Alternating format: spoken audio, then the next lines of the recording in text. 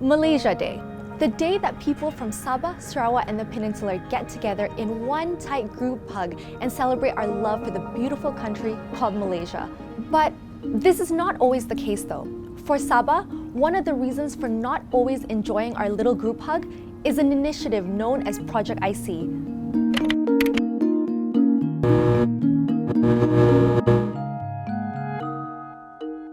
We all know the story. In 1963, the government of Malaya invited Sabah, Sarawak, and Singapore to come together and form Malaysia. The agreement was that all parties would be equal partners in this new nation. There's also language that acknowledges each partner's unique cultural heritage, from having no official state religion to personal choice over their official language.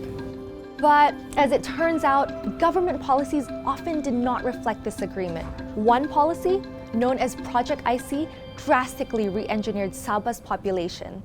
From the 60s to early 2000s, Sabah's population grew by 300%.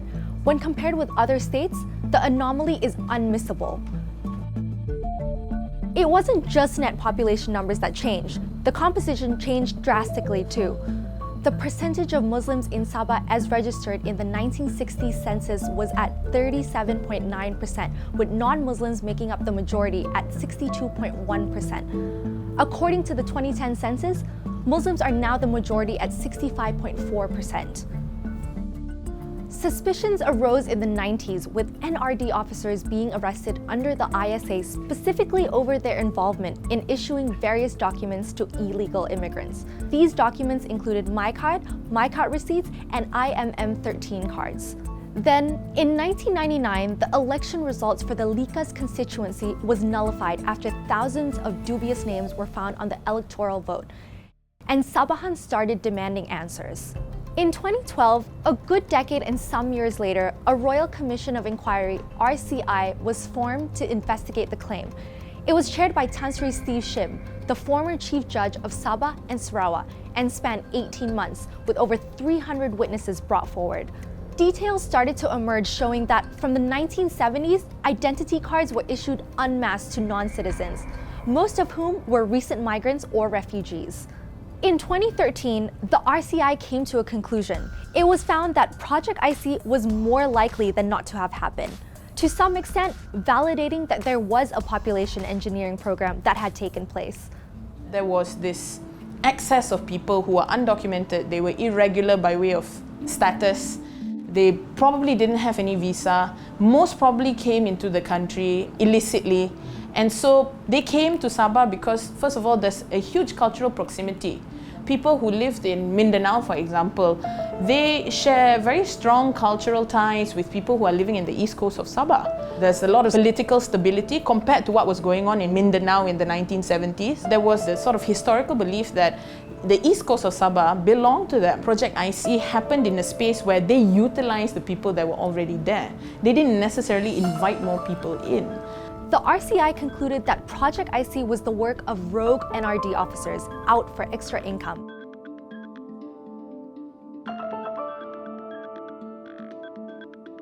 But it did not, however, make any claims or refute whether it was a top-down directive. The report did not set out to find guilty parties. Resultantly, no legal actions have been taken against any complicitors. While the inquiry did not mention any political motivations behind Project IC, the political party that benefited most from this changed demographic was clearly UMNO. They joined the Sabahan political fray in 1994, campaigning in what was essentially a re-engineered demographic. They subsequently won their first ever election in Sabah after some defection from the opposition party. For the first 3 decades of its rule, Sabah politics was very unstable. Almost every 10 years you had a new government. And also in the 1980s, Parti Bersatu Sabah took power. And the federal government didn't like it because they saw Parti Bersatu Sabah as a Christian government. The main point of Project IC was to make Sabah a Muslim majority state, and therefore, in terms of the voting pattern, in terms of the seats in Sabah, after Project IC was implemented, the only outcome for any Sabah state government would be a Muslim majority government because the Muslim community had the largest number of seats in Sabah. Another reason for suspicion is the change in Sabah's census categories. This started in 1980, combining all indigenous ethnic groups and Malays under one category called Pribumi. In this peer-reviewed study, the author observed how census data had been manipulated to cover up for the process of documentary citizenship for the benefit of UMNO. Rogue NRD officers do not have the power to manipulate census categories. The census has always been conducted independently by the Department of Statistics. Someone higher up would have made the call. How high up? Some say all the way to the top. It is the belief that Mahathir was the one who suggested and approved this particular granting of citizenship to people. During the RCI, a witness that claimed to have done extensive research on Project IC pointed towards Tun Mahathir on being the person to approve the project. And there was this news report where a voluntary worker in the UMNO Kota Kinabalu office alleged that Tun Mustafa, then Sabah's chief minister, had told her that this was all being done under the orders of Tun Mahathir. That would explain the other name that Project IC goes by, Project M, Mahathir. Tun Mahathir has officially denied knowing about the existence of Project IC, but later acknowledged that citizenship was given out to Filipino refugees and migrants that had been living in Malaysia for a very long time. The data, however, shows that population engineering began long before he came into power, although it appears to have accelerated during his time. So here's where we are now. The 2012 RCI seems to be the final word from powers that be on what happened despite receiving heavy criticism on the report. Project IC has left indigenous communities feeling outnumbered, threatened, and disenfranchised.